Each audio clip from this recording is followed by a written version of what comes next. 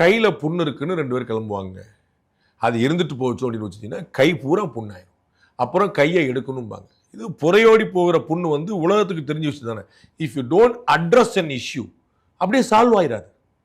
அது அப்படியே விட்டுருவோம் போது அது கொதித்தெழுந்து கொண்டே இருக்கும், போயிட்டு குமரிட்டு. ஏன்னா அது வந்து அட்ரஸ் பண்ண வேண்டிய இஷ்யூ. உங்களுக்கு புரியுங்களா?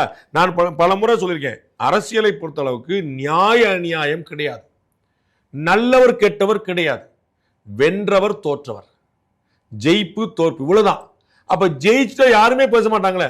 செல்வி ஜெயலலிதா அவர்களை சர்வாதிகாரின்னு ஏடிஎம்கே சொல்லியிருப்பாங்க. அவங்க தோத்துருந்தா எல்லா தொழிலும் மீண்டு இருந்தாங்க. தலைவிப்பா, இரும்பு மனுஷி பாடா அப்படின்னு. நரேந்திர மோடி தோத்துருந்தாங்கன்னா பிஜேபி பின்னாடி போயிருக்குமா?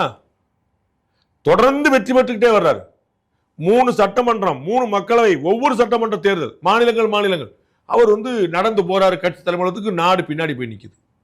அப்ப வெற்றி தான் கொண்டு வரும். ராஜராஜ சோழனை நாடு ஏன் நினைவில் கொள்ளுது 1000 வருஷம் கழிச்சு? எங்க வரைக்கும் போனா அப்படின்ட்டு.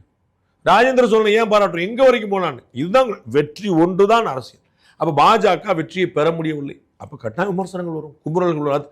அதை அட்ரஸ் பண்ணிட்டாங்கன்னு கைப்புண்ணோட போயிடும். சில அங்க ஒரு தடம் கூட இல்லாம போயிடும்.